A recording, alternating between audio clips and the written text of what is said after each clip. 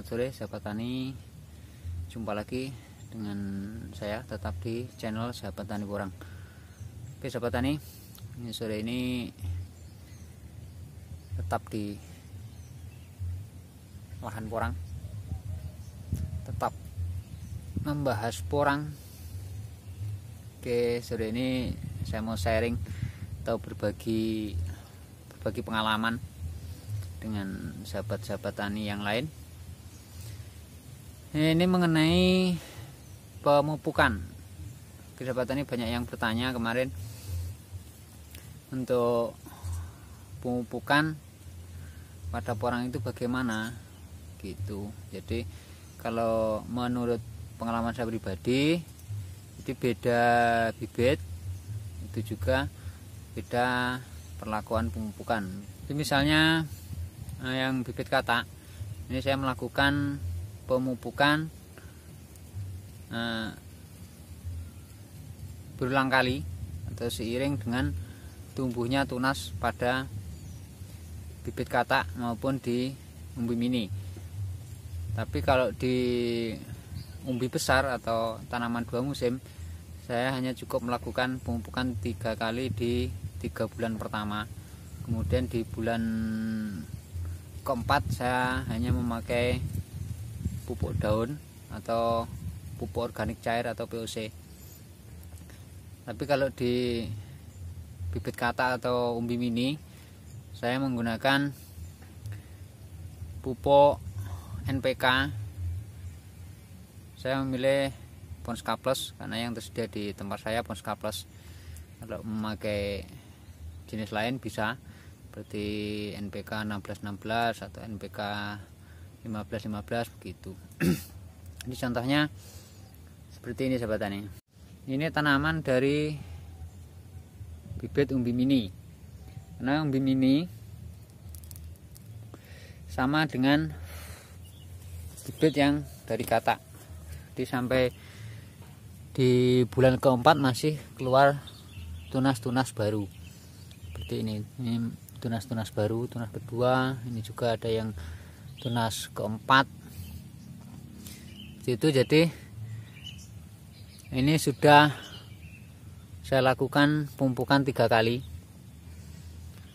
untuk memberikan nutrisi kepada tunas yang baru muncul, karena di pemupukan pertama dan kedua sudah habis diserap oleh tunas yang kedua atau yang ketiganya.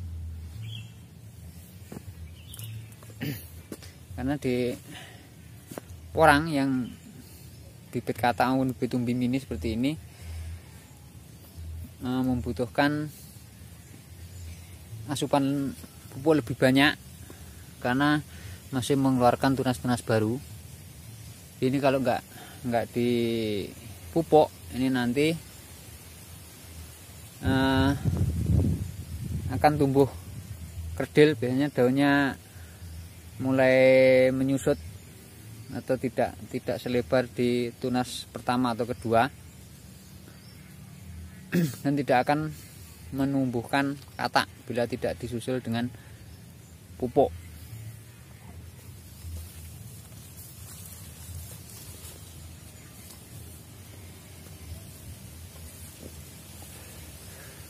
Seperti ini.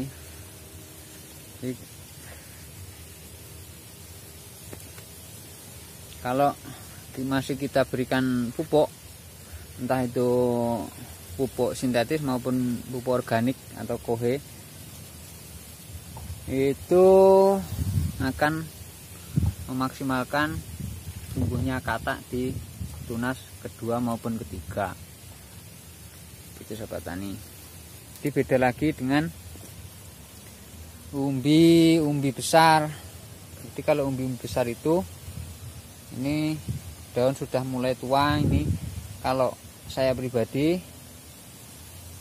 berpendapat ini sudah tidak efektif lagi bila dilakukan pemupukan, karena sudah terbentuk umbi ataupun katak yang sudah membesar dan daunnya pun sudah mulai tua dan sebentar lagi akan dorman. Ini ditandai dengan menuanya daun sudah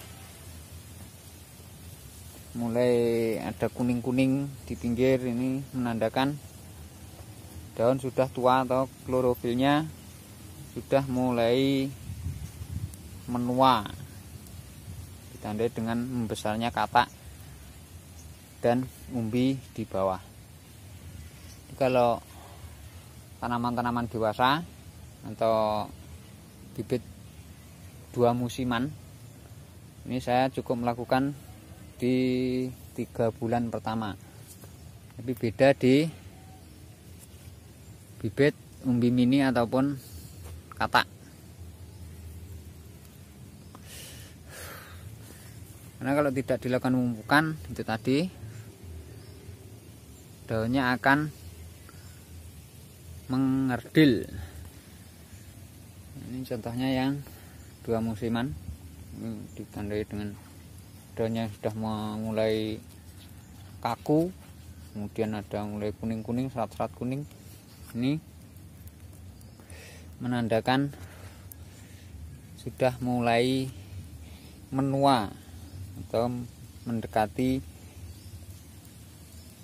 ripah. Jadi katak-kataknya pun sudah mulai berisi, mulai tua.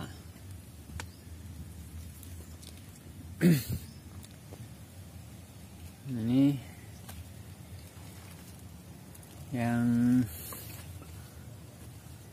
umur 2 musiman sudah mendekati dorman.